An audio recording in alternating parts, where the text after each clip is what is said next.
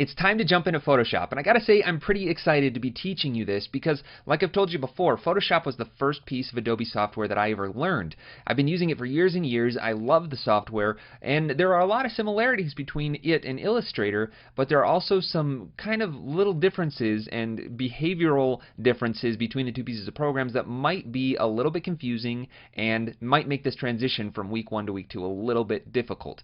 I don't want you to get frustrated though. I'm going to walk you through the whole process and we'll tackle this together. So first thing I need to do is open up Photoshop. So I'm going to go into my Creative Cloud, click on Open, and let this open up. Now, like I said, Photoshop is a raster-based or pixel-based program, whereas Illustrator was vector. So the setup process of a document is a little bit more important that you know exactly what you're doing right from the get-go, because changing that size, the resolution of your document after the fact, after you've made a bunch of things, could be difficult and make things really complicated. And I'll explain why in a little bit. But first thing I need to do is create a new document. What I'm going to be working on today is a style frame for a hair product. If you don't know what a style frame is, it's basically an image that gives the client an idea of what the specific piece that you're working on is going to look like in the end. A lot of times designers will give multiple style frames to have different looks for the same product in the pre-production phase when you're dealing with what the actual piece is going to look like. So it's kind of like a glimpse into a possibility of where you could take this piece before it's animated, before it's a video at all for the client to see. They're just still frames so that the client can get an idea of what you're thinking. I'm just going to focus on one style frame for this one product today, and I want to be working at 1920 by 1080, that same HD resolution that we've been working on in Illustrator.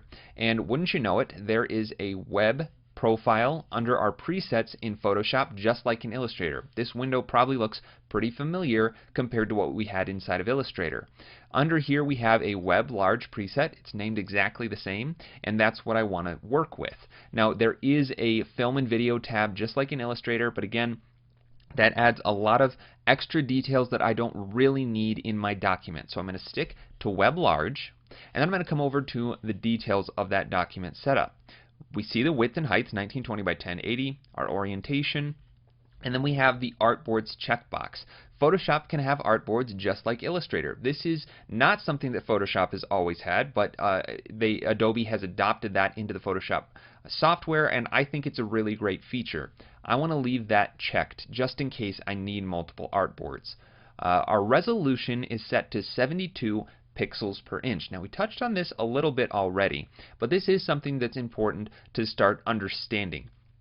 72 pixels per inch is the number of pixels in an inch of screen real estate. The screen that you're watching this video on right now is more than likely a 72 pixel per inch display. You can get higher resolution displays. Apple Retina displays are higher, but the vast majority of screens are 72 ppi, and when we're working for video and for motion graphics specifically, we're always going to be designing in this 72 ppi, or pixels per inch. Higher resolutions like 150 and 300 are for more of the print world. So a lot of newspapers are printed at 150 pixels per inch, and in the actual physical world, the print world, that's actually translated to dots per inch because there's not pixels in the physical world, they're dots of ink being put onto paper. 300 dpi, dots per inch, is very common for photography, and you can even get into much higher dpi images in the print world. We're sticking to the digital web world, so we're going to stay at 72 ppi, but keep that in mind. Our color mode is RGB. That's very important. Over here this says 8 bits. We also have 16 and 32 bits, but we are not going to be getting into that right now. 8 bits is just fine.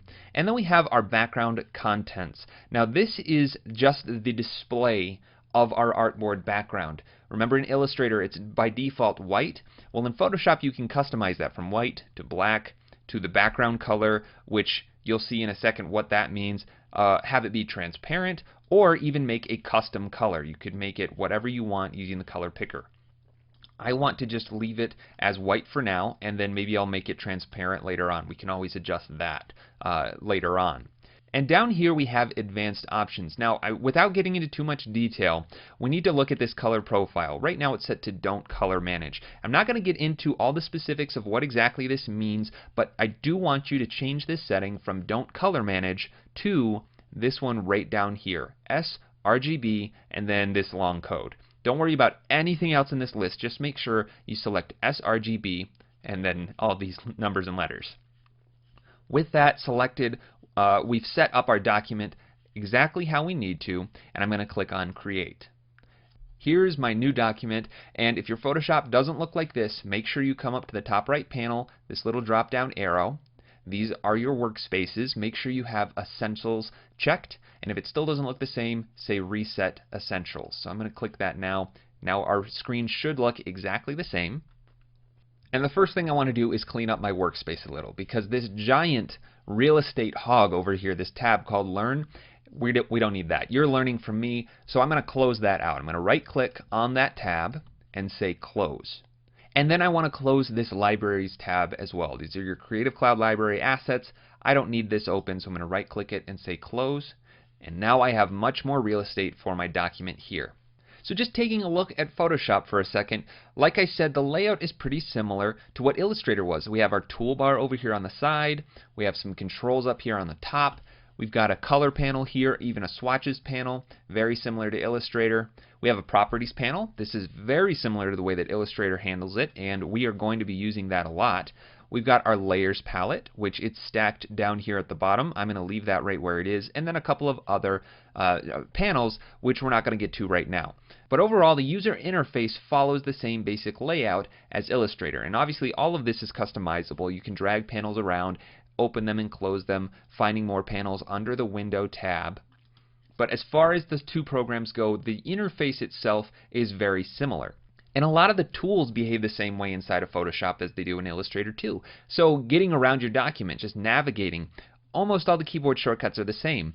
If you come up to this Move tool right here, this very closely translates to the Selection tool inside of Illustrator. It has 4 arrows on its icon instead of just the one, but if I move my mouse out over here, you see that I have the normal cursor with that tool's icon on it. With that selected, I can hold down the space bar, and you see that temporarily switches to the hand tool, and I can pan around my document just like in Illustrator. If I press Z on the keyboard, it switches to the magnifying glass, the zoom tool just the same. I can zoom in and out with my scrubby zoom.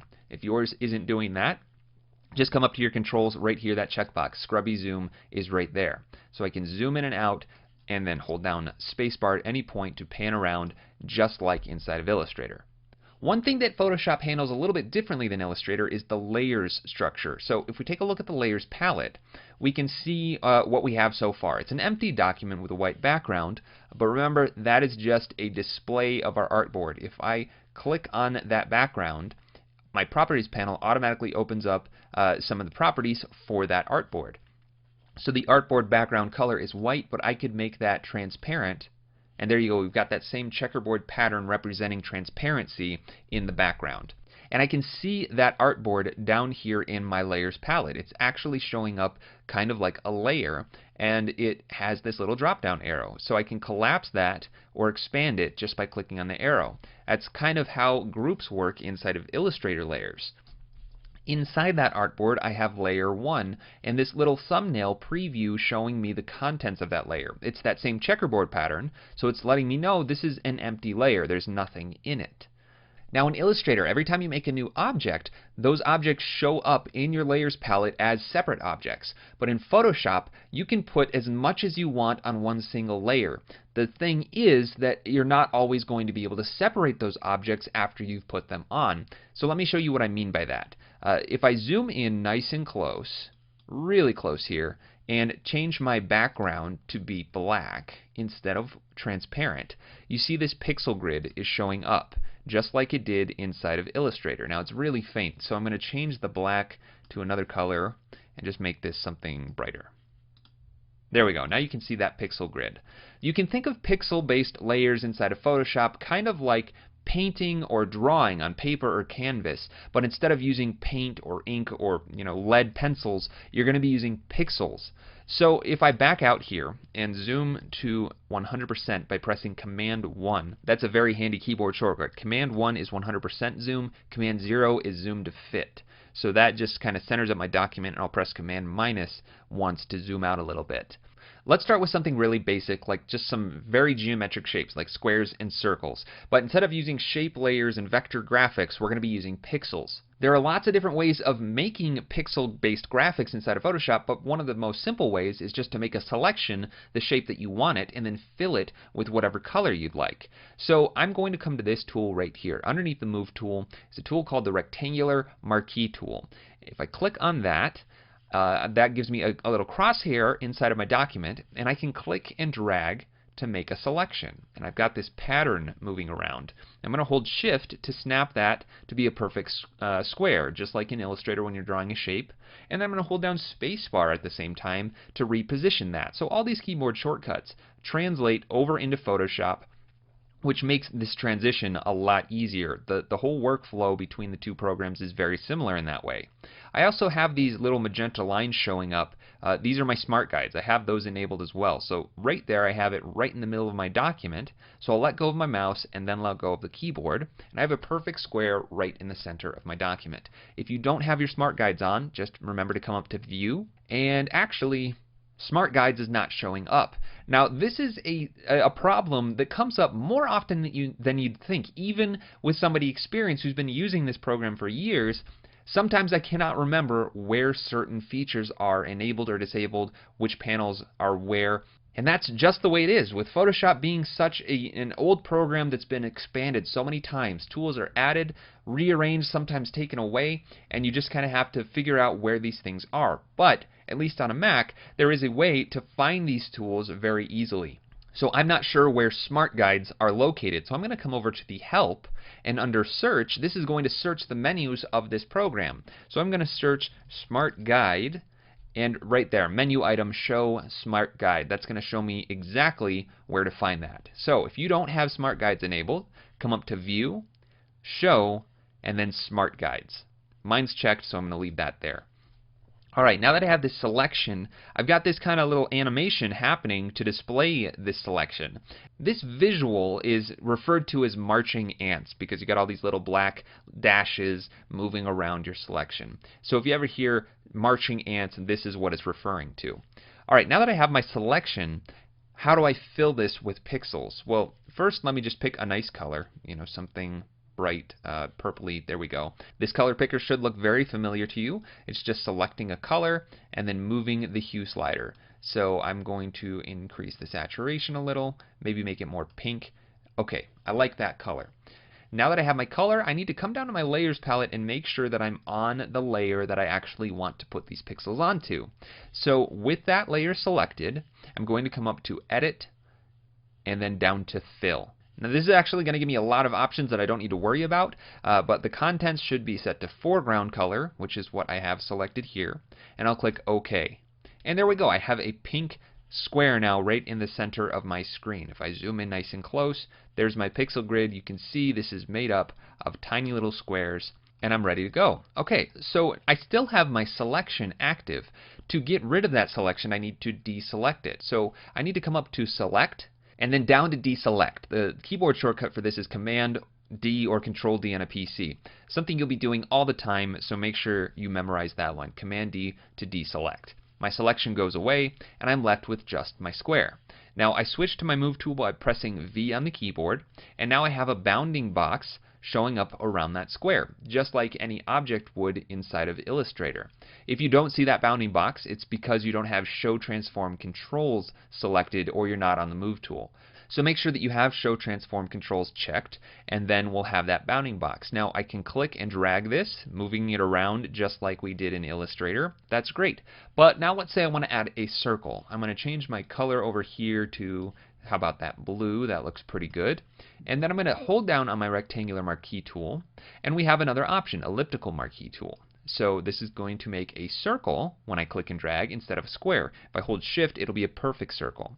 So I'll make something about this size, let go of my selection, and then fill. Now, instead of going up to edit fill, there actually is a keyboard shortcut for this. It's Option Delete, and that is going to fill with your foreground color. What I mean by foreground color is if we take a look at these two colors here that in Illustrator would be your fill and stroke, are actually foreground and background colors. Now, I can't make one of these active. If I click on it, it just brings up the color picker. Instead, these are basically just like two colors that you can have on hand at any time.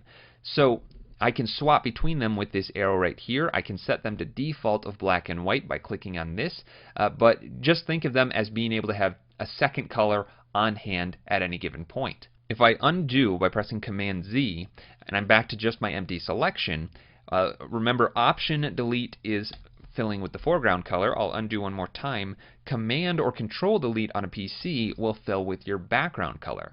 So those are two keys, Option or Alt and Command or Control plus the Delete key. And by delete, I actually mean the one that would be a backspace when you're typing something out, not the delete key that's next to the Home and End keys. Holding down Option or Command will fill with the foreground or background color. Now, I want this black, so I'm going to undo one more time, Command or Control Z, and then Option Delete. There we go. Now I'm going to deselect by pressing Command D, and my selection is gone. Now let's say that I don't like the position of this circle. Well, if I grab my Move tool, my bounding box is showing up over both of these shapes, and that's interesting. If I try and click and grab this circle, see that both the circle and square are moving together. Now the reason for this is because this is contained onto one layer. Remember, think of your layer kind of like a piece of paper. I put a square at this piece at this point on the piece of paper. I put a circle over here on this point on the piece of paper, and I can't separate those two now. I would have to like use scissors or something to cut it out if I want to move them independently of each other. That's exactly how pixels inside of Photoshop work. So if I wanted to be able to move this separately from this, I'm going to need to separate these two objects into their own layers. So let's make another selection. I'm going to grab my rectangular marquee tool and just draw a box around the circle. It doesn't matter how big it is as long as it's containing that entire circle within it. Now I want to move what's in this selection to a new layer. And I could do this by coming up to Edit, Cut, or use the keyboard shortcut of Command X, which is right next to Command C. So Command C is copy, Command V is paste, and Command X is cut. All of three of those keys are right next to each other, and those are definitely keyboard shortcuts that you should learn. All of those commands are right here under the Edit menu. And if you can't remember those keyboard shortcuts, just take a look right over here on the right side. So cut is Command X. Now my selection is gone, and the object within that selection is gone. Now if I want to paste that, I'll just press Command or Control V, and my circle comes back. I have a new layer with the circle on top of it. So now if I switch to my Move tool, I have this object independent of my square. Now another funny thing about Photoshop is that you might not have Auto Select on. When I first learned Photoshop, Auto Select wasn't a thing. So you would literally have to select the layer that you wanted to move, and then you could click anywhere you want in that document, and it's going to move that layer around. But with Auto Select on, this behaves a lot more like Illustrator, where whatever you click on is what will be selected, and then you can move it around. I much prefer working this way because it just makes selecting and moving objects much more fluid. Now the stacking order of layers inside of Photoshop is exactly the same as Illustrator. Whatever's on top is going to display on top. So if I want this square to be on top of the circle, I just need to grab that layer, click and drag until I get the little blue highlight right above layer 2, and let go. Now that square is on top of the circle. Now one really important thing to think about when you're dealing with pixels is, again, that concept of resolution. Because these are all just tiny little squares, they're being calculated by Photoshop in kind of an estimated kind of way. And let me show you what I mean by that. If I make this square really small, I just grab the top right corner, hold down Option and Shift to scale it down proportionally. And then let's say I want to rotate it. I've got my little double arrow rotation arrows. I'll click and drag and then hold Shift to snap it to 45 degrees. Then I'll press this check mark up here to commit that transformation. Now my square is smaller and it's rotated. To be able to see this, I'm just going to click off of it to deselect. So that looks fine. Even if I zoom to 100%, Command 1 or Control 1 on a PC, that looks fine. But if I were then to decide, you know what, I want this square to be big again, I don't like how small that is, I'm going to select it and scale it up, and then press the check mark one more time. Suddenly my square looks really blurry. What happened to my perfect square? Well, this goes back to that idea of Photoshop kind of estimating and generating information when you're scaling things and manipulating pixels like this. It's not like vector paths where it's being mathematically calculated, and every time that you scale it up or scale it down, those paths are defining perfect shapes. In the world of pixels, Photoshop can't scale up a raster layer without having to kind of artificially figure out what should be displayed for that missing information. Those pixels are a set defined size, and when you scale something really far down, you're getting rid of a lot of information that was making up the larger version of that same shape.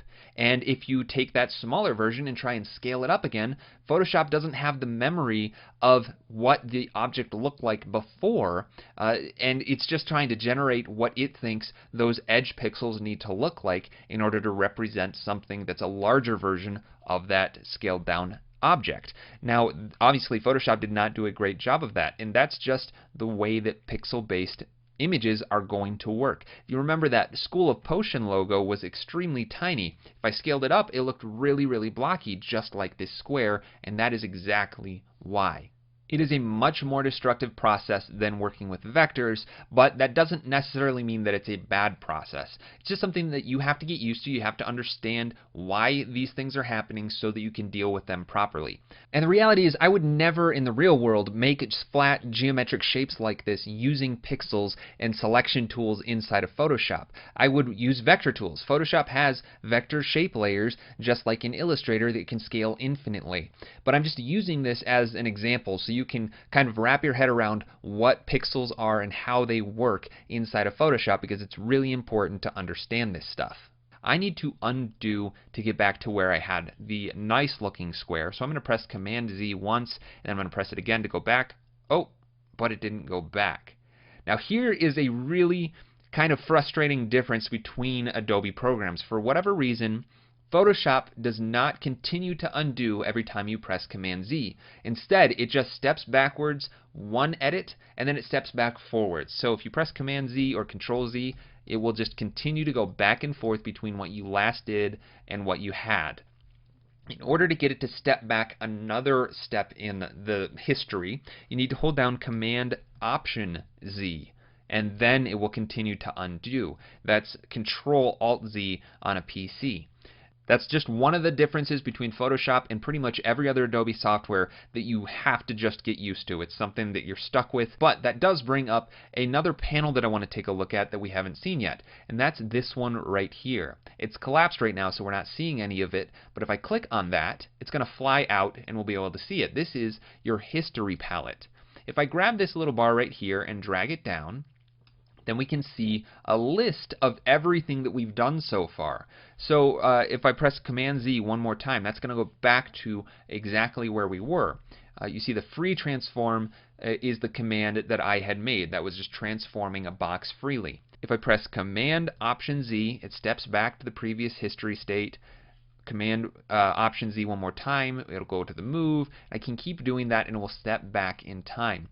Now, watch what happens when I press Command Z. You'd think that maybe that would redo one step, but watch what happens. I'm going to press Command Z, and it jumps all the way back down to the most recent history state. So if I press Command Z now, it's going to jump back and forth from where I was and the most recent state. It's just a little bit confusing. It is sometimes frustrating, but the reason why I'm pointing out the history palette is so that you can see all the edits you made. But not only that, you can click on any one of these and it will jump to that point in the history of your edits. So you can literally think of this like a recorded history or timeline of the edits that you're making inside of Photoshop. So I'm just going to back up to, let's say, right about there, and I'll call it good. Before I go any further though, I want to point out that you have a limited number of history states. If I scroll up to the top, we can see where I had my original document, and I can see every single step that I've taken so far. But eventually, those earlier states are going to go away.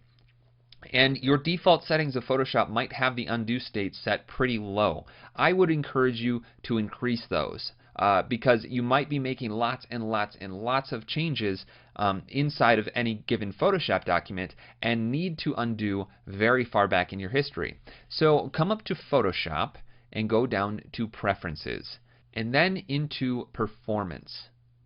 Under this menu, we're going to look for this option right here, History States. Now, the number of history states that you set depends really on your machine's capabilities. The more you set, the more processing and RAM it's going to take from your machine. I have mine set to 100. That's generally enough.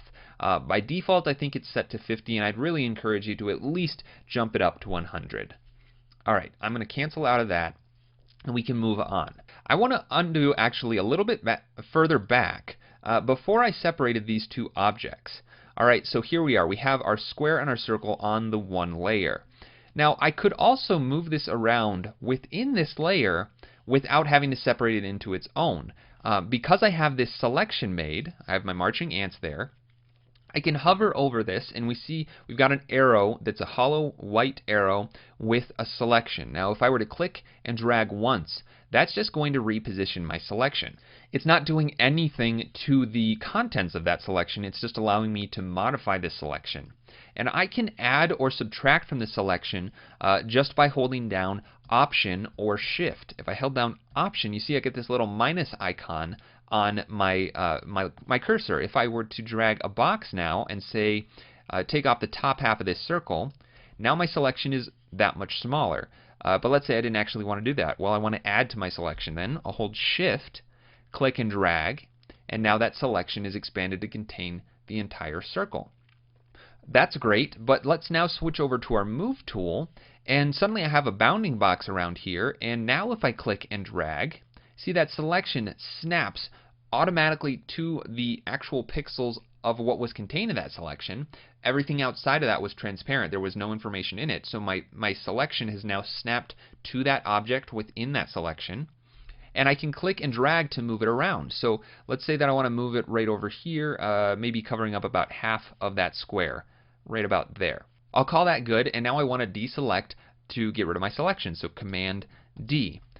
Alright, now that moved the object, that certainly got the job done, but if I click and drag now, these two objects are contained into one layer still, so I can't separate them. And in fact, I can't even make a selection very easily of just the square. If I wanted to try to do that, I would have to come over to my elliptical marquee tool, make a circle selection, hold Shift, and then very precisely try and place this. Size it exactly to that circle. But the reality is I am never ever going to be able to make a perfect selection of that circle without grabbing some of these pink pixels. If I zoom in here nice and close, you can see some of these are even halfway between black and that pink color. And if I take a look at the other side, it looks like I didn't even get the entire circle in my selection. So if I were to try and move this now, V on the keyboard to switch to the Move tool, and move it over, that's leaving behind this little bit of the circle, and the pink part of the square is now gone. So this is why I call Photoshop a destructive program, because when you're putting objects on top of each other, when they're on the same layer, you're losing all of that information that was there. Everything behind what's on top is gone. So that's why it's very important to really think about how you're structuring your layers, whether or not objects should be on one layer or multiple layers, and just understanding how pixels are interacting with each other. They're not going to be able to be separated once they're merged together, at least not very easily. Now I'm going to undo to go back to where my circle was on top of my square, Command D to deselect, and I want to take a look at another tool. You saw that it was not very easy to make a selection of that circle using the elliptical marquee tool. Well, down here we have the magic wand tool. If I click on that, the icon is exactly the same as what we had in Illustrator, and the basic functionality is very similar to what we had in Illustrator. Remember, you could click on any object and customize what other objects it would select based on what you click on. In Photoshop, it's kind of simpler. It's going to select pixels that are similar to what you're clicking on. And we have options up here. The tolerance is set to 32, so it's going to give a range of values similar to what you're clicking on, not just the one color. If I change this down to 0 and clicked on the pink, it's only going to select colors that are exactly that pink color. So zooming in here, it would not select any of these in-between colors between the black and the pink. Alright, so now that we've kind of defined what that tool does, I'm going to select it and then click on this circle. And there we go, we've made a selection of our circle. It's actually pretty perfect. If I zoom in here, it looks like it's contained all of the pixels on the outside. On the inside is where we might have a little bit of trouble because it's not going to select everything out of the pink, and it's bringing some of that pink into the black. But that is just the nature of combining pixels like that inside of Photoshop. But because I have my nice circular selection here, I'm going to press Command X and then Command Shift V to paste in place. Command V, just like in Illustrator, pastes in the center of whatever your view is. So if I was over here and I press Command V, it's in the center. But if I press Command Shift V, it pastes it right in place, but on a new layer. So I can grab my Move tool, move that circle around. But looking very close, you see some of that pink has shown up again. Now, I would never be working like this, but I'm just using it as an example to show you how the Magic Wand tool can work and why this is not a good idea. Why you would never want to put two objects that you might need to move around independently on the same layer on top of each other. Alright, now that we kind of have a basic understanding of what's happening with pixels inside of Photoshop, let's actually start working on this style frame. So I'm going to get rid of both of these layers by selecting them both, clicking on the first one, shift-clicking on the second one, and then clicking on the delete trash can. I'll click yes to delete the selected layers. Now I have an empty artboard.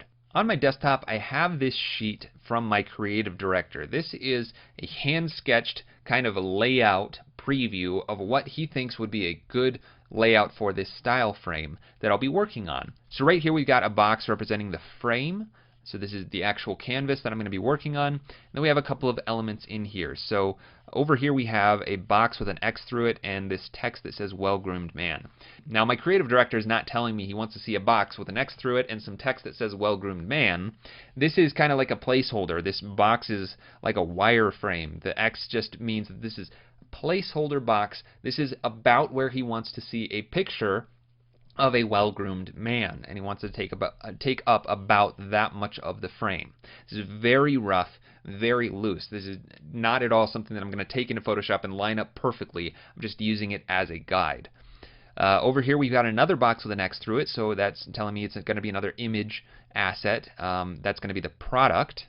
And then we have two lines of text here, stacked text for the tagline. So right here he just wrote out two kind of little scribbles inside of boxes. That'll be where the text goes. And then down at the bottom he says add some grungy texture to the background. So that'll be something we'll have to play around with. But that's kind of my roadmap, my guide for what this style frame should look like. And then I have the actual product. This is a 3D render of the product. So there we go, Bartleman's Choice Pomade. That's a nice little product shot. And then I have a picture of a well-groomed man. So there we go. Those are the assets that I have to work with. And based on this hand-sketched layout from my creative director, I'm going to now build out a style frame that I think would work well for an ad for this piece. Alright, so let's first get some of our assets into this document. Now Photoshop can just open up an image as its own document, so if I were to grab this image right here and drag it down to my Photoshop icon, then it's just going to open it up as an image. And from here I could work on it just like any other document. But that's not going to do what I need it to. I need this image inside of my other document. So I'm going to close that out and come up to File and then down to Place Embedded. Now there are two different options, Place Embedded and Place Linked. I want Place Embedded, so it's actually going to bring that image into my document, and whatever I do to that image in my document will not affect the source file. So Place Embedded, and then I need to find that image right here and then place it. Now Photoshop is going to automatically size it to whatever is smaller, the width or the height of my document, and I think that's fine just the way it is, so I'll click on the check mark and now that is showing up as a layer within my document. But there is a difference between this layer and the other layers that we were already working with. If we take a look at the thumbnail right here and I highlight over this icon, it tells me that this is a smart object. Now, smart objects are a very powerful feature in Photoshop that allow you to work much less destructively inside of a pretty destructive environment. You can think of a pixel-based smart object kind of like an external document that's containing the full resolution image. So if I double-click on that smart object icon, it's going to open up a second document in Photoshop. You see that I have two open now. And the second one is the full resolution photograph of this man. If I zoom to 100% by pressing Command 1, you can see this is incredibly detailed. It's a very, very high resolution image. If we take a look at our properties panel, it's 7,300 pixels wide by 4,900 pixels tall. Way, way bigger than our actual 1920 by 1080 document. That's really great for us though, because if I close out of this and I say scale this image way down, just like we did with that pink square, that's super tiny. And if I zoom in nice and close, it looks really, really pixelated at this zoom level, but at 100% you can kind of still make out the details. That's a man combing his hair. But if I zoom out, select my layer, and then scale this up again, you can see that all of those details are still there. I'll just set it to right about there, click the check mark, and zoom to 100%, and there we go. All of those details are preserved. And that is exactly why we're going to be using smart objects all the time, because it makes things so much less destructive inside of Photoshop. By default, when you bring in a photo like this, it's going to automatically create a smart object out of it, so you don't even really have to think about it. But just be aware, this icon means smart object. If it's not there, it's not a smart object, and any changes you make to that layer will be destructive. Okay, let's take a look at our style frame guide one more time. And actually, I'm just going to open this up in Photoshop. So the photograph should be on the right side about this spot on the artboard, so I'm going to move that around, and then probably scale it down just a little bit. Something like that. Because I have my smart guides on, it's going to snap to the bottom of my document. That looks good, and I can press the check mark to commit those changes. Alright, now obviously my document is empty over here. If I turn on my transparency, we've got the background of the photo, but that's not extending to the background of the entire document. So I'm definitely going to have to do some work here, probably cutting him out from the background and just eliminating his background altogether and putting it on one that I make. But we'll worry about that in just a little bit. Next up is the product. So let's bring that in. I'm going to go again to File, Place Embedded. Then on my desktop, I have my Bartleman's Choice Pomade jar. Place that. And there's something interesting about this that you should notice. If I scale it down, there is no background. There are actually pixels here that are transparent. The jar itself has no background to it, and that is going to be really beneficial because I don't have to cut it out from the background, and I can just place it wherever I want to. Now I'm going to click on the check mark, and that's going to make it a smart object, so I can move this around, resize it if I need to. But I want to point something out about these two different files. This one right here was a JPEG, .jpg. If we look, the end of the file name is JPEG. So that's kind of interchangeable between JPEG and JPG. Those are JPEG images, and that file format does not support transparency. So I could never have transparency saved within this file. But this image right here, the extension is PNG. This file format does support transparency, so that's why you can see through to the background around these edges. If we go right here, you can kind of see the School of Motion logo blurred out behind there.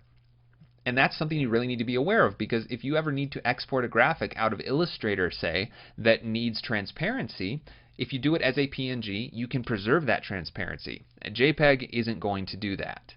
Alright, so I've got my two different types of files here, and it looks like the product needs to be pretty small around this spot on the frame. So I'm going to scale that down and roughly place it where I think it should go. This is snapping to my the left edge of my other photo. I kind of want it right about here, and that's making it difficult. So I'm just going to hold down Control on the keyboard, and that is going to temporarily disable any snapping, and that's kind of universal with all of Photoshop. Holding down Control during any time that something is snapping and you don't want it will disable it temporarily. I'm going to place it right about there and then press the check mark. And then next up we have the tagline, stack text for the tagline on two lines. And the tagline is Pamper Your Pompadour. So I need to get some text in here, just like I would in Illustrator. The type tool is right here, so I'm going to click on it. Same type of icon. And then I need to type out my text. So I'm going to just click once, and I get this blinking cursor, and type out pamper your, and then I'm guessing the next line is going to be pompadour, which I believe is pompadour, like that, and then a period.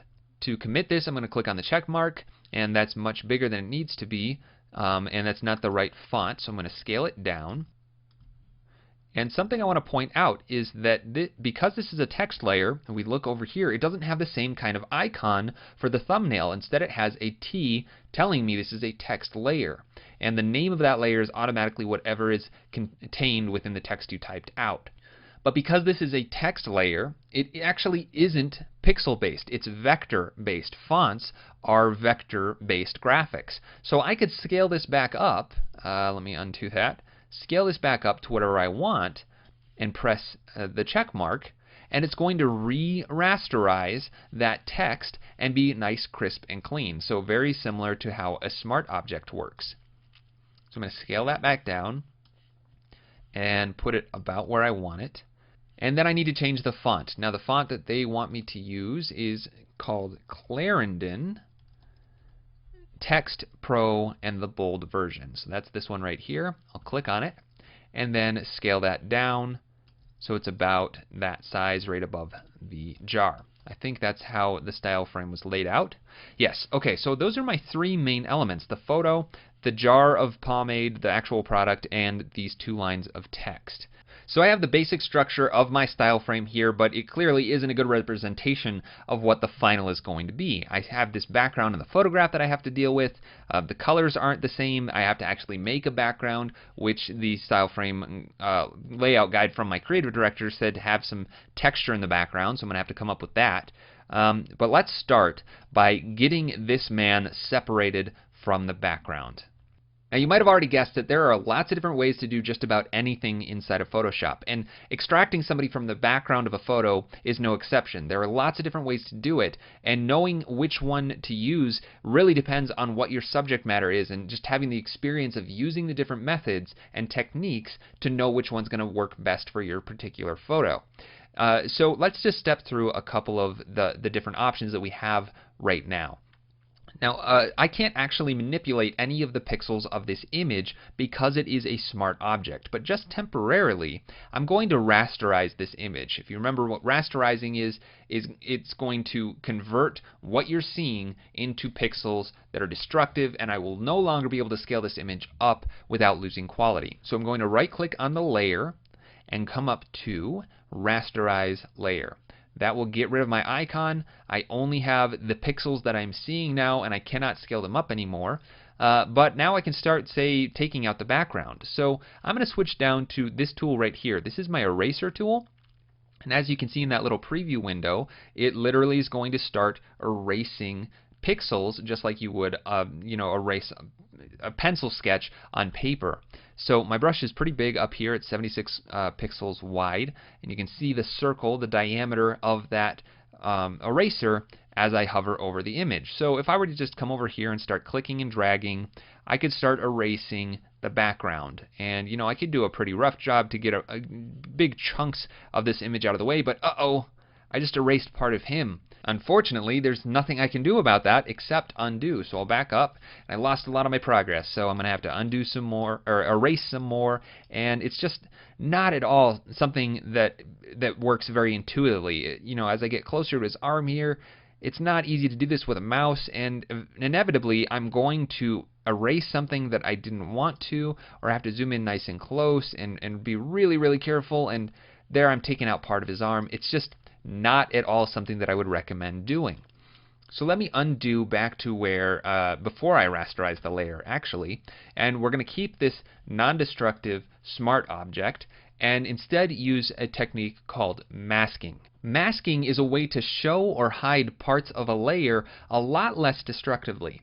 To add a mask to this layer, I need to come down to this button right here at the bottom of my Layers palette, which is Add Layer Mask. this adds a new thumbnail on that layer, and it is representing the layer mask. It's just a pure white box right now, and the way that a mask works, a pixel layer-based mask works, is by using grayscale values. So white pixels, which in this case it is 100% white, represent 100% opacity.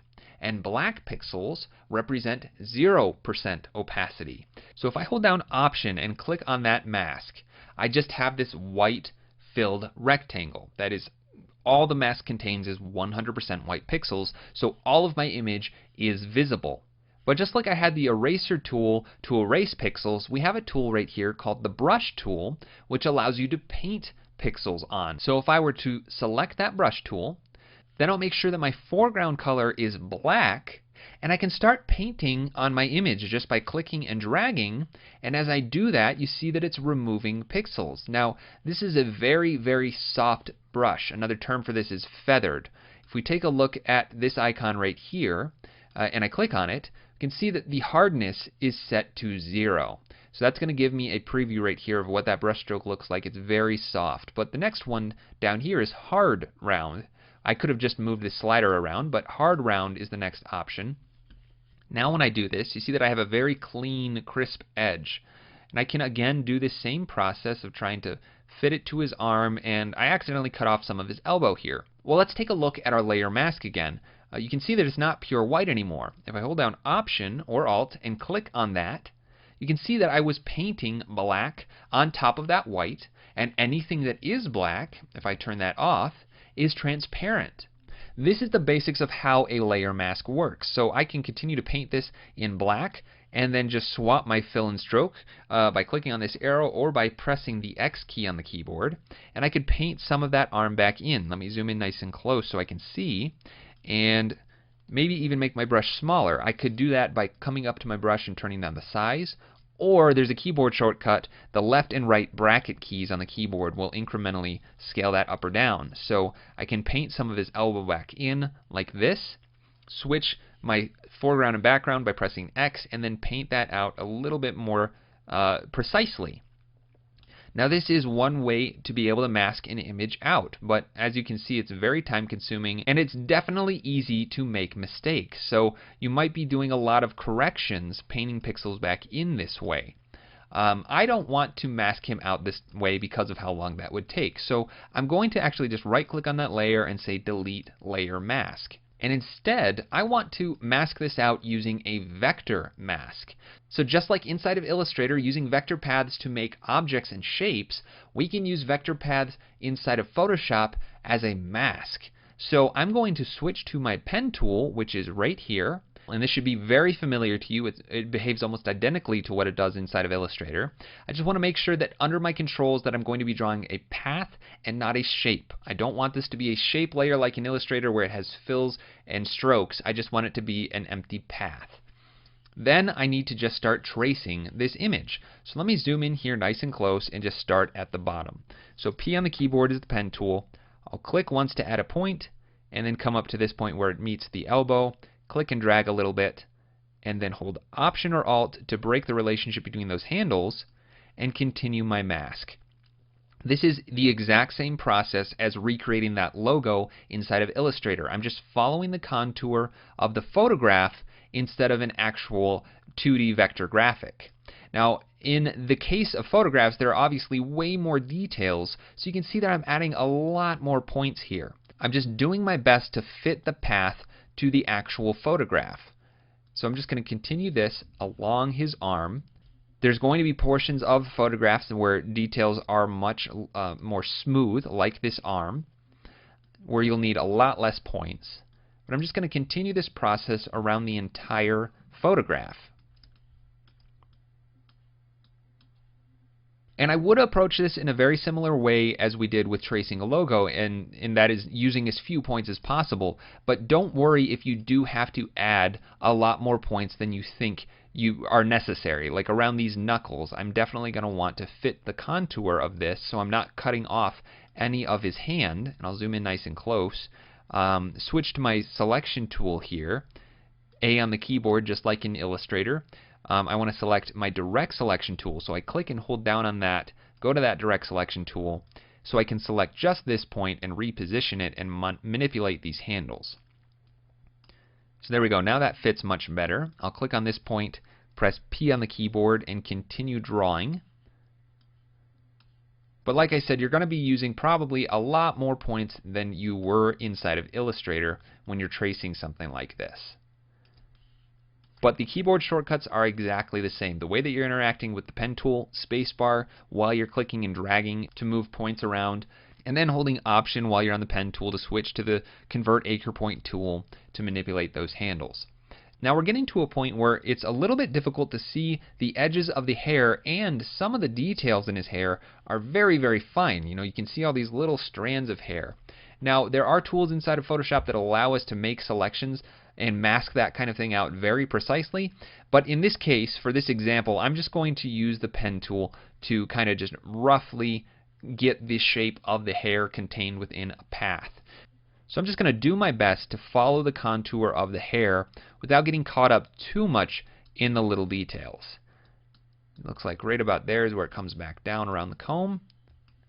And then all these little tiny strands of hair I'm not going to worry about. I'm just going to kind of smooth this out, follow the edge of this head, come down to his ear, and then we're back to something that's a little bit more solid. This part of his ear isn't going to have all these tiny little details like his hair does.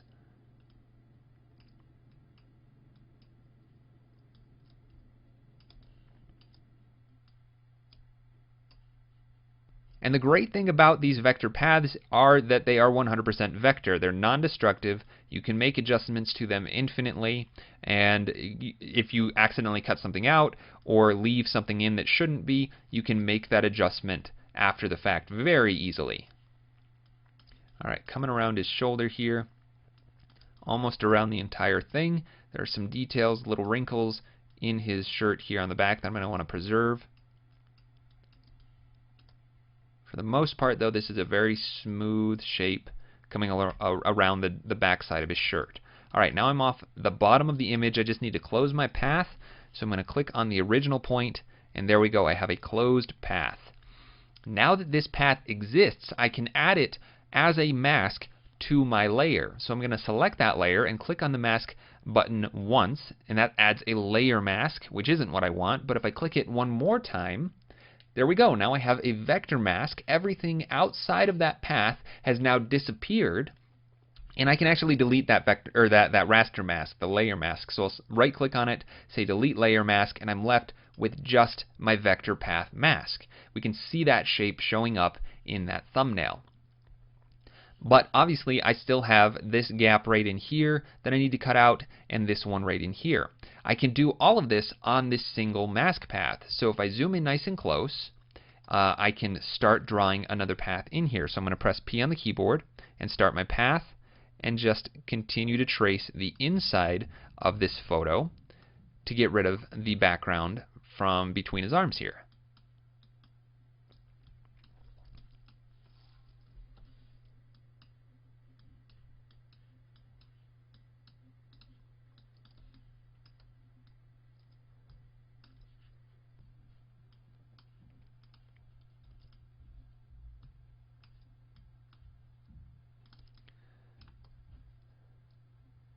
Now there are a lot of little details in here with all the teeth of the comb, but that is something I do want to preserve. So this is just a case where it's going to take me some time, but I'm going to want to make a very careful path around every single one of these teeth inside the comb, making sure not to cut out his thumb there in the background right there.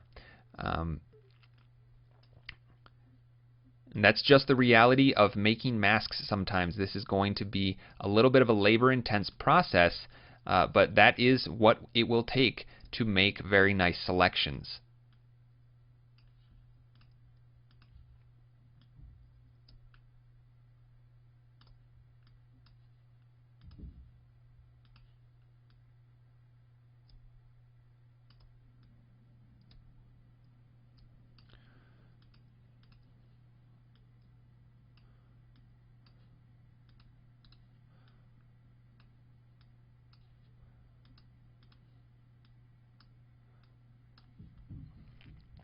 And I am more than likely going to want to go in here and clean this up a little bit more. Sometimes this pixel grid can actually be really difficult and interfering with what you're trying to see, so I'm going to come up to View, Show, and turn off my pixel grid for now. So I can see the teeth from the comb very nice and clearly. And that way I can make a better selection with my mask.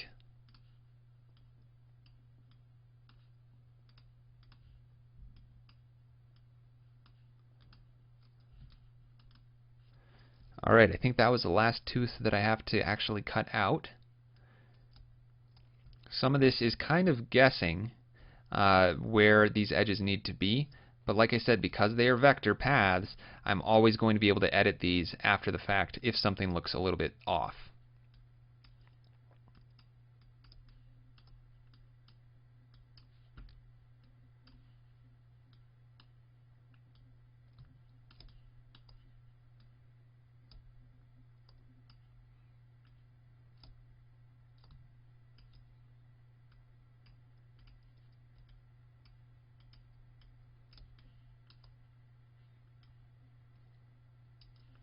Alright, so I've got my path for that hole, but it isn't actually cutting a hole out.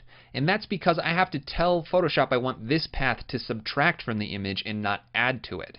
If I switch to my direct selection tool or just my path selection tool, then up here I have this little icon. This kind of looks similar to the Pathfinder tools inside of Illustrator, but by default it's saying that it wants to combine the shapes using these paths. With that path selected, I want to change it from combine to subtract. When I do that, then it's going to punch a hole in that path. I can deselect, and there we go. We've got a nice selection punching a hole out of that part of the background. Now I need to do the exact same thing right here, and maybe right here as well, and I can move on. So let's switch back to the pen tool, start with this arm.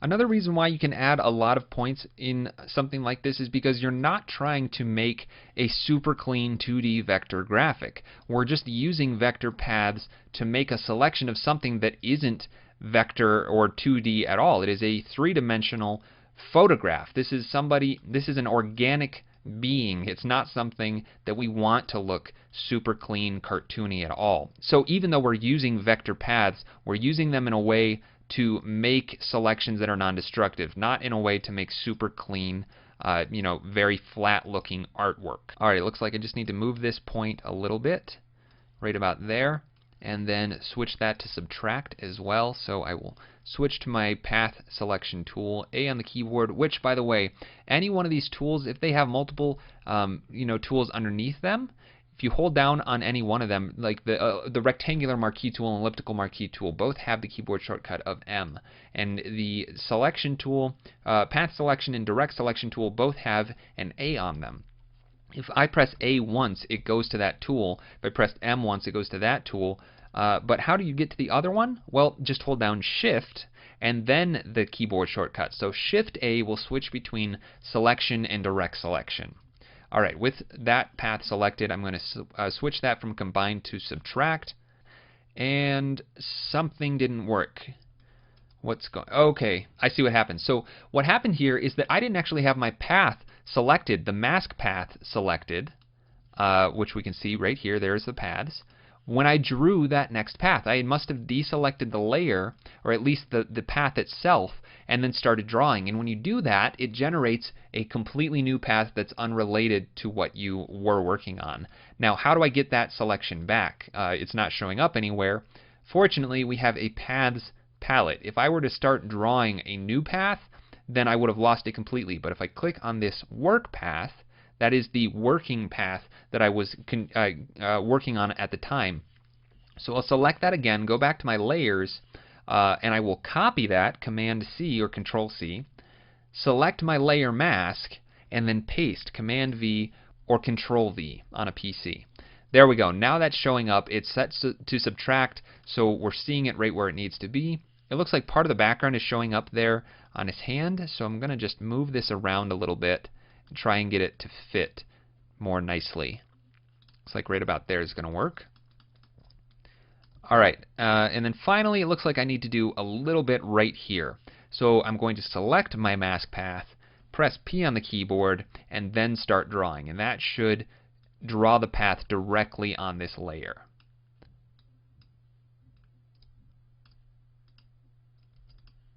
There we go. I'll just switch that to subtract. And sure enough, it worked. It removed that part of the image, and I now have my subject removed from the background of that photograph. And if I disable this layer mask by right-clicking and saying Disable Vector Mask, you can see that that information of that photograph is still there. And I can continue to set up my design. Now, because these are vector paths and it is a smart object, I can still scale this up or down and not lose any quality, because the vector masks are vector. They're going to be able to scale infinitely, and the smart object is going to allow me to scale that up to 100% of the source resolution. So I'm going to undo that just so it goes back to where it was, and maybe I'll scale him up just a little bit to fit that space a little bit more. But there we go. I've successfully cut out my subject from the background of that photograph, and I now have kind of a clean background to work with, making my own design. But before I do anything else, I need to save my document. So Command or Control S, I'm just going to put it on the desktop, and I'll call this Bartleman's Style Frame 01 and click Save. Now that is going to save it as a PSD, .psd for Photoshop document. Just like Illustrator has .ai, PSD is Photoshop's native file format that preserves all of these layers and all of these settings so that you can open it up and edit it further. Alright, now I think the next logical step for this particular style frame would be to add in a background. Now I want this to be kind of a warm background. The jar is basically what I'm going to be basing my colors off of, so this nice bright yellow color is pretty cool. So I'm thinking maybe a yellow, maybe potentially a little bit of orange for that background. And if you remember, the style frame guide from my creative director said to add some grungy texture to the background, so we're going to have to add some kind of a texture to that as well. Now, to make a solid color in the background, I'm going to use another type of layer that we haven't touched yet. So if we come down to the Layers palette, right here, this button right here is going to create a new Fill or Adjustment layer. We're going to get to adjustment layers in the next lesson. For right now, I'm going to focus on solid color, right up here at the top. If I click on that, it's going to make a new layer, and it's going to ask me what color do I want it to be. I'm just going to try and make a best guess as to something that's going to fit with that that logo, that jar of the pomade. Click OK, and that put the layer right at the top of my layer stack, so I can't see anything underneath it. So I'm going to click and drag that all the way down to the bottom. Alright, now let's take a look at the actual layer itself. It's behind everything else. We've got a color square right here. That's telling me that this is a solid layer.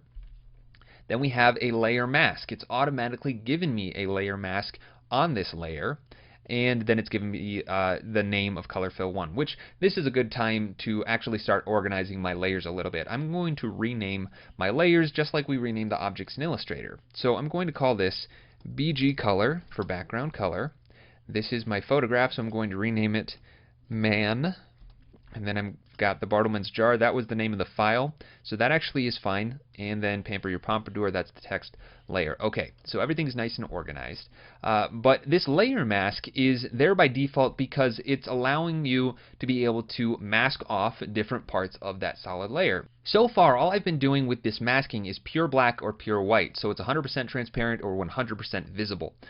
But you can use any shade of gray in between there to get semi-transparent pixels. So if I were to change my black to, halfway, around 50% brightness, then I'm only going to be painting out partial transparency on that layer. If I go over to my layer mask and hold Option to make that mask visible, you can see that's gray. So those pixels are not 100% transparent. Because of this, you can do some really creative things with things like gradients. Now, I don't want to get too far in depth in this yet because I'm not really going to be needing it for this particular style frame, but if I come over to my gradient tool right here, and I set my colors back to black and white, I'm going to get a preview of this tool up here, what colors I'm going to be using when I use my gradient tool. So this is saying that my gradient is going to go from white to black, and if I click and drag anywhere on this layer mask, it's going to apply that gradient to the mask. So if we look at the mask one more time, we've got a gradient going from pure white to pure black, and everything there in between is semi-transparent. So my solid fill color is going from this pure yellow color to nothing. There's nothing in the background. If I were to turn on my artboard color, that would look a little bit different. We said white. Then the color actually disappeared. Now this is something interesting. Inside of your artboards, you have to make sure that you contain all of your layers in them if you want them visible. I accidentally dragged this layer all the way out of my artboard. So if I collapse it, you can see that layer exists pretty much in this void of nothing. So I need to drag that back into the artboard and drag it to the bottom of the artboard. Not all the way down here outside the artboard, but right there. And there we go. Now that yellow is going to fade from the pure yellow into the white transparency. Alright, now obviously again I did not want that. In fact, I don't even need a mask on this solid fill, so I'm just going to right click on it and say delete layer mask. Then I'm going to go to my artboard properties one more time, click on the artboard and change that back to transparent. Okay, so I've got my solid yellow color and it's close to that label, but I don't think it's quite right. It's a little bit too orange, I think. So I'm going to double click on that color and that brings up the color picker again. Now I could, shift this around a little bit, get it to be a little bit more close to that label, or if I move my mouse over here, you see that I have an eyedropper tool icon, and this allows me to click on any color in my image. If I clicked on his shirt, it's going to go to that gray color or his skin color, the brown color here. Whatever I do, if I click and drag, I can kind of interactively update that background color. I want to do something similar to that jar, but then make it maybe slightly less saturated, a little bit darker. Actually, no, that's not looking too good. Maybe I just want to make it slightly more orange, right about there. And we'll start with that. I'll click on OK. And next I want to match my text color to this label color. The actual logo you see is more of a brown color, and I just made this text black. So I'm going to select that text layer, and I could come to my properties panel and click on the color right here, and again that eyedropper comes up as I move it into my document. I'll click on that part. There it updates to the brown. I'll click OK. And now I think I want to resize these two assets a little bit. I think they're a little bit bigger than they need to be. So I'm going to select both of them by clicking on this one and then shift clicking on the other layer and scale them both down. So maybe something more like that. I'll move it up a little bit. And then I want to make sure that they're aligned to each other nice and centered on that horizontal axis. So I'm going to select the text layer and move this around until I get that guideline right there saying that's the center of the jar. So now I know those two are nice and centered up. And with this text selected, I'm just going to take a look at the properties panel and see that I'm almost at a whole 52 points on that text. I just like to work with round numbers, so I'm going to drop that down to 52. And then this next line down here is the leading. This is the distance between lines. That's what leading is referring to. So I'm going to set that to be an equal 52 as well. So 52 points for the height of the characters and then 52 points between lines. You saw that I can just click and drag that to adjust it, or you could choose one of the presets, or even just type in a number like I did. Alright, now that text is center justified. If yours isn't and you want to center justify it, that's what these controls are for. Left justification, right justification, and that just means the edge that it's aligning the lines to. So left justification puts the lines aligned to the left, center justification will keep them nice and centered. I think that looks pretty good. And I think the jar I could just scale up just a tiny bit more, something around 280 pixels. That looks pretty good. And now I'm just looking for a good balance of these three elements on the frame. Again, this is a visual almost feeling that I have. I'm just trying to see how these three assets are working together on the frame. I think that the guy could move a little bit over to the right, And this text might be just a little too big. Maybe I'll turn the point size down to 50. Just that little difference makes it feel a little less big and bold on the frame. I don't want it to be too heavy there, but I think the relationship between that and the jar are working fairly well. And then this half of the frame, even a little bit more than that half of the frame, is being taken up by the subject of the photo, which really is the star of this shot. Obviously the product is important, but we're kind of showing off, you can look like this guy if you use this pomade. Now I want to zoom in here nice and close on the teeth of this comb one more time, because it looks to me like I might have missed one of the teeth. If I go to that mask and hold down Shift and click on that mask, it's going to disable it temporarily. And it looks to me like this path right here for this tooth is a little bit off. So I'm going to grab that point and move it out a little bit, right about there instead. And I think that gap is now a little bit more consistent with the rest of the teeth. Now, zooming in here nice and close, you can start to see a lot of little problems. But I think that for the most part, this is a pretty good selection. So I'm just quickly scanning around this image to see if any parts of the background are showing up where they shouldn't. It's going to be a lot less noticeable on his clothes since his shirt is actually pretty dark. But like right there, that's a little bit of the background showing through. So I can make that path just a little bit more close to the actual photograph. And then around his ear, there's some dark pixels here. I can move that in. But another thing that can help with this, because this is such a clean, crisp edge right now, is softening the edge. And this is a really, really great feature of masks in Photoshop. So if I were to click on that mask and look at the Properties panel, I have some options here. I'm going to expand this out a little bit.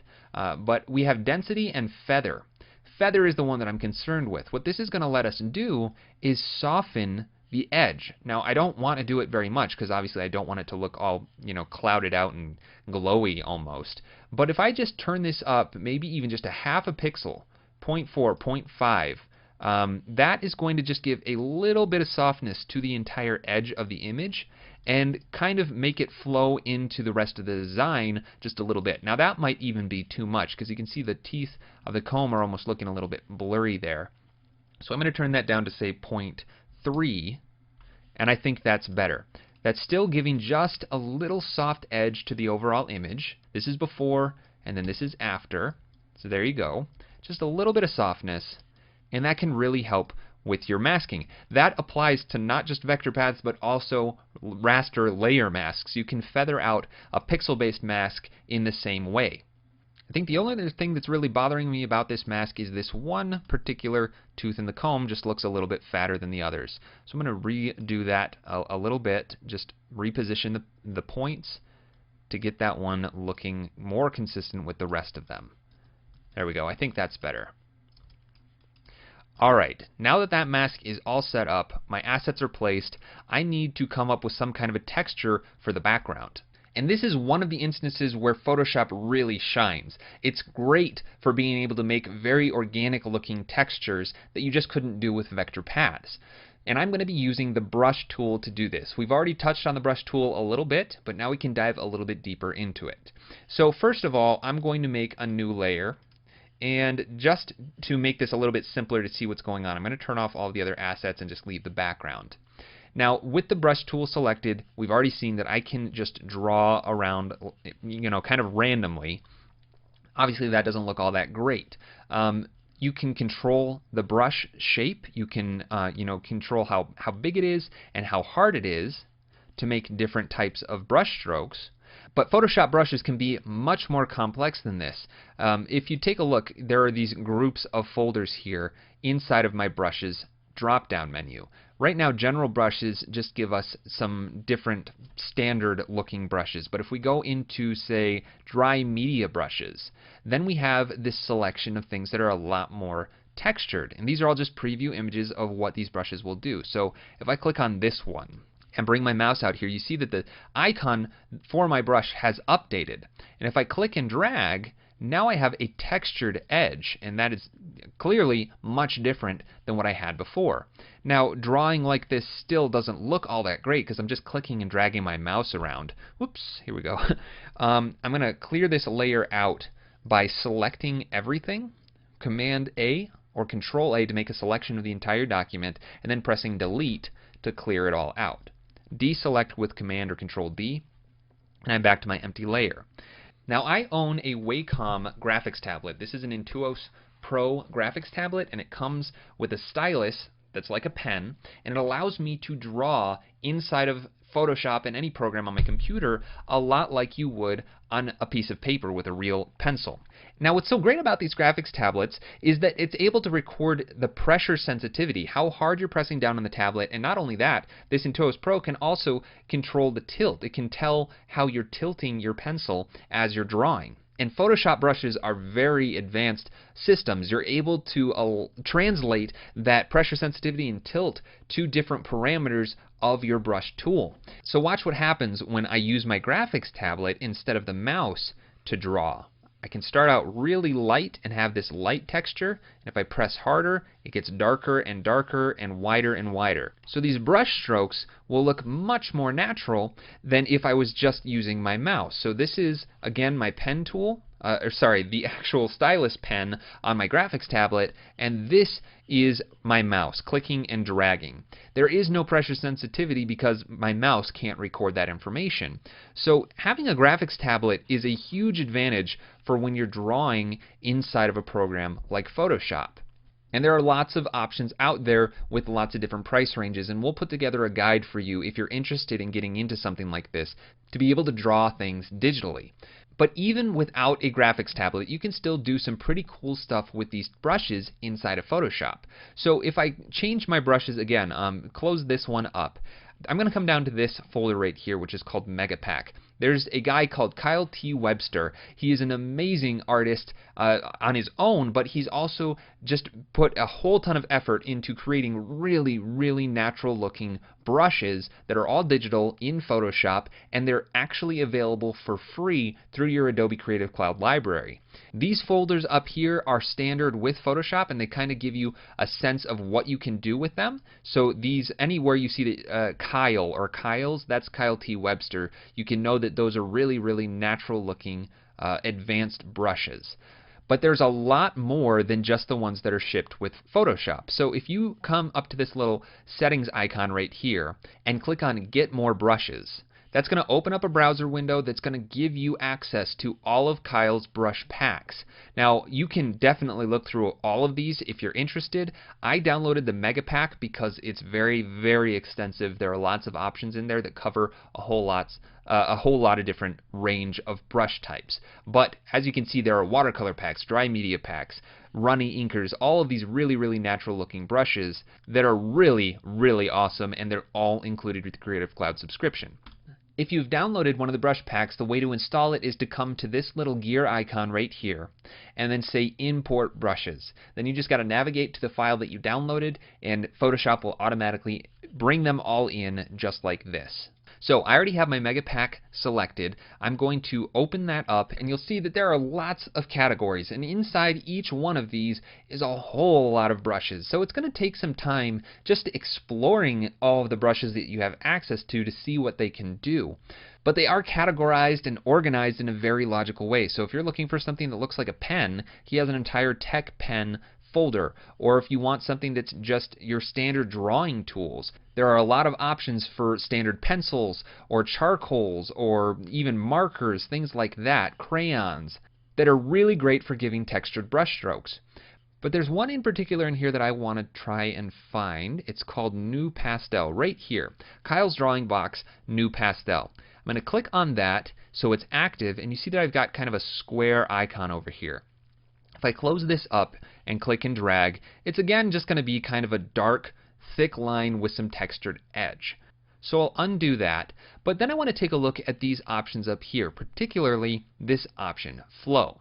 This is going to control basically how much texture is being applied as you're dragging your mouse around. So right now by default it's set to 70, and that's what this looks like. But if I turn this down to say 26, then it's going to look like this. More texture is showing through. If I turn this way down to say 2%, then I'm going to get a very light texture. So even with my mouse, I'm able to produce some original looking textures, and I can overlap them, click and click and click to get something unique.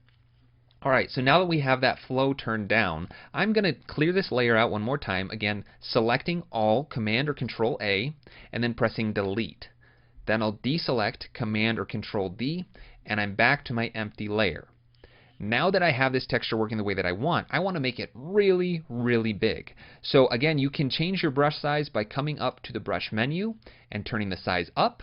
Or if you want to see that size change as you're adjusting, just use the keyboard shortcut of the right bracket to increase the size.